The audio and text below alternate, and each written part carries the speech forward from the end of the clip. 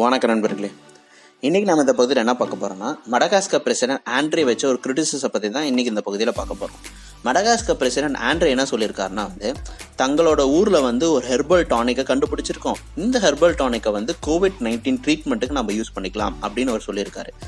இந்த ரெஸ்பான்ஸுக்கு யுஎஸ்ஏவும் United kingdom இந்த 2 கண்ட்ரீஸும் ஹெவியாக கிரிட்டிசிசம் பண்ணியிருக்காங்க மடகாஸ்கர் பிரசிடென்ட்டை. அதுக்கு ரிப்ளையாக மடகாஸ்கர் பிரசிடென்ட் ஆண்ட்ரே என்ன சொல்லியிருக்காருன்னா இந்த மாதிரி ஒரு ஹெர்பல் டானிக்கை வெஸ்டர்ன் நேஷன்ஸில் கண்டுபிடிச்சிருந்தா அவங்க இந்த மாதிரி ஒரு கிரிட்டிசிசத்தை வச்சிருக்க மாட்டாங்க. இதுலேருந்து கிளியராக என்ன தெரியுதுன்னா, that is always a discrimination between western Nations and eastern Nations.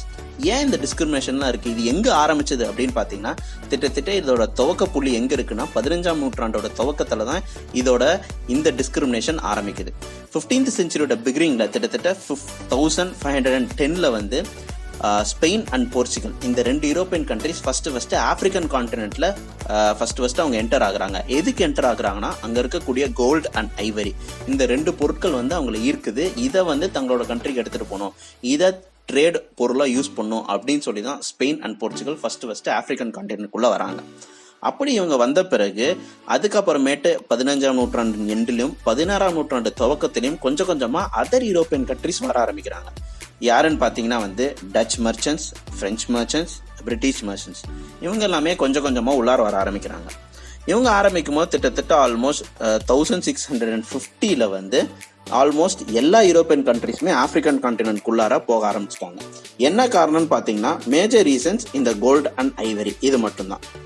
இதுக்கப்புறமேட்டு இந்த கோல்டு அண்ட் ஐவரி ட்ரேட் கொஞ்சம் கொஞ்சமாக டெவலப் ஆக ஆரம்பிக்குது. எப்படி டெவலப் ஆக ஆரம்பிக்குதுன்னு பார்த்தீங்கன்னா, this gold and ivory it is turning into a slave trade. அது கொஞ்சம் கொஞ்சமா இந்த ஸ்லேவ் ட்ரேடா மாறுது. ஸ்லேவ் ட்ரேட் அப்படின்னா என்னதுன்னு பாத்தீங்கன்னா தங்களோட கண்ட்ரியில தயாரிச்ச குட்ஸை ஆப்பிரிக்கன் கான்டினென்ட்ல கொடுத்துட்டு அவங்க கண்ட்ரியில இருந்து ஆப்பிரிக்கால இருந்து ஸ்லேவ்ஸ், அதாவது மக்களை ஸ்லேவா தன்னோட கண்ட்ரி கொண்டு போவாங்க வேலை செய்யறதுக்கு. இதுதான் இந்த ஸ்லேவ் ட்ரேடோட பேசிஸ். இப்போ கொஞ்சம் கொஞ்சமா இந்த touch, French and British merchants என்ன பண்ணாங்கன்னா இந்த ஸ்லேவ் ட்ரேடை பண்ண ஆரம்பிக்கிறாங்க.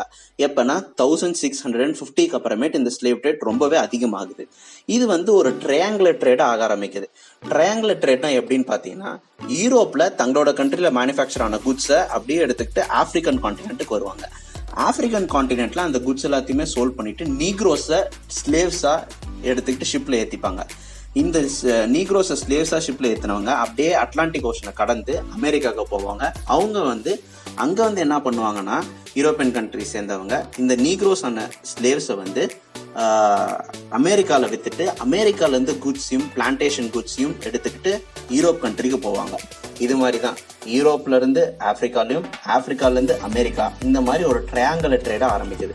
இந்த ட்ரையாங்குலர் ட்ரேட் என்ன ஆகுதுன்னா, நாளடைவில் அவங்களுக்கு அதிகமான அமௌண்ட் ஆஃப் ப்ராஃபிட் தர ஆரம்பிக்குது. European countries especially England and France இதை டாமினேட் பண்ண ஆரம்பிக்கிறாங்க.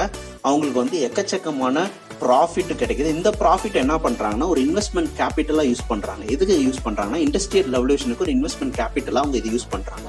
18th century 19th century industrial ரெவல்யூஷனோட இன்வெஸ்ட்மெண்ட் எங்க இருந்து வருதுன்னு பாத்தீங்கன்னா, இந்த ட்ரையாங்குலர் ட்ரேட்ல தான் இந்த இன்வெஸ்ட்மெண்ட் எடுக்கிறாங்க.